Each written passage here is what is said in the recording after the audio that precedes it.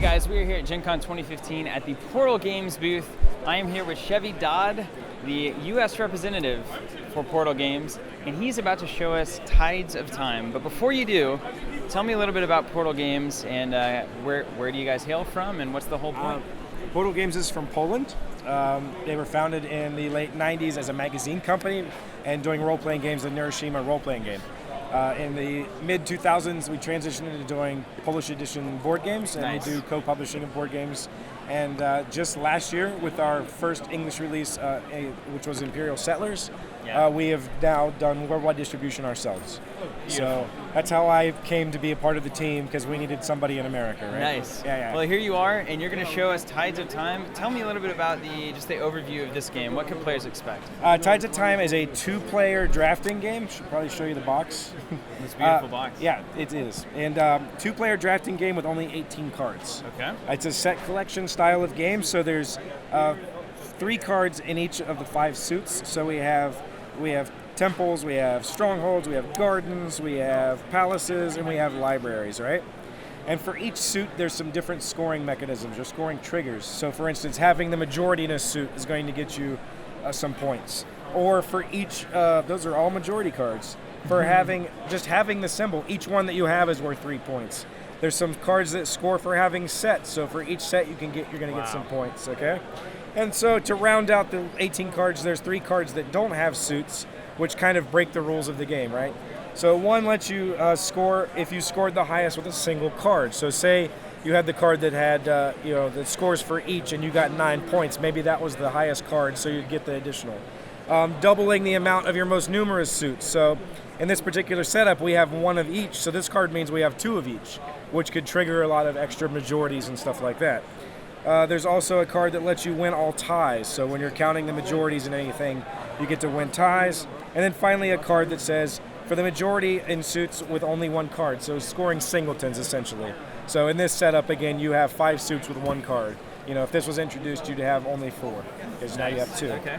So players deal 5 card hands. We draft back and forth one at a time, revealing each card drafted each time. So we'll draft, we'll flip simultaneously, so we both know what we're taking, until we have all 5 cards. Okay, so you do reveal. So I draft this card, I reveal it to you, Yes, and then we pass hands. Keep it hitting it. Yeah. At the end of the hand, we total up our points. We take the cards back, and then we're going to choose 1 to keep for the rest of the game and 1 to remove from the game. The one we keep for the rest of the game, we put a token on it because it stays there. And then we draw 2 new cards to fill our hands back up. So you're going to keep 3 of those original cards, and we do it again.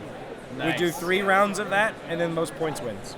Okay, and you score after every drafting round. Yes, right? yes. So 3 rounds of scoring, and then you total up at the end. Well, can we run through 1 round? Sure, absolutely. Oh. Let's just see what this Tides of Time is all about, Chevy.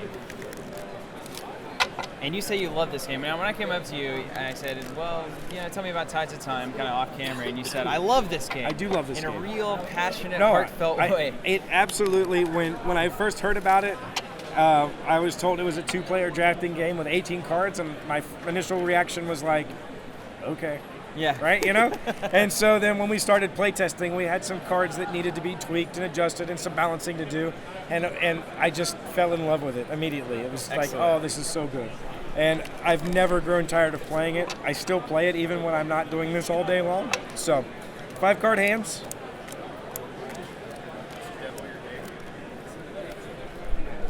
Okay. We're going to choose 1 to keep and put it face down. All right, well, I am going to choose... Oh, man. It's a tough decision. Right off the bat. I'm going to gamble here. All right, so we're going to flip that over. So my card will let me win ties, and then we pass. And they stay out, huh? Yes.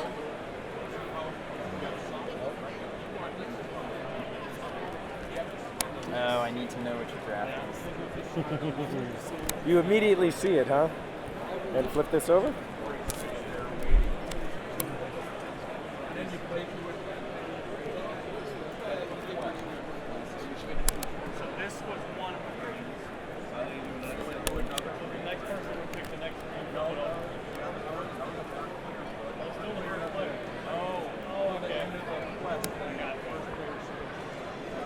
you notice that we have gone silent because Yes. we're having Because there's a lot of thinking here. very serious game of wits over here. All right, and this Oh, last and card then- we just keep.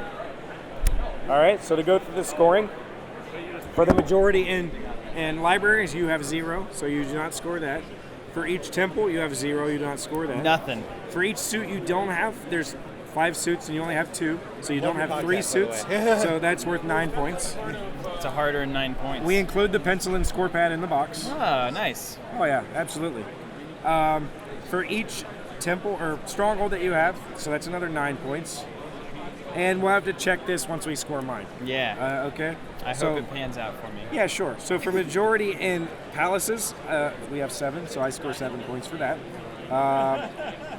Double the amount of my most numerous suits means that I have 2 of each of these. Okay. Okay.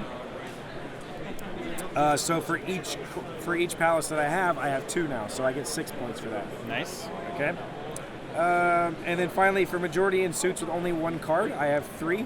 This counts cards, not symbols, so these 2 don't cancel each other.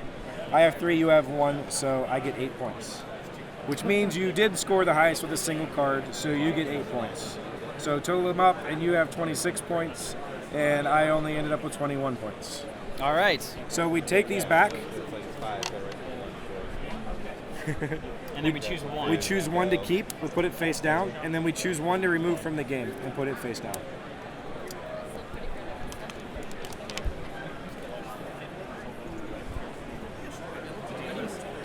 Right, and then we reveal those.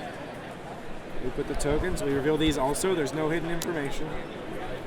We would deal 2 new cards Beautiful. and then start over. Excellent.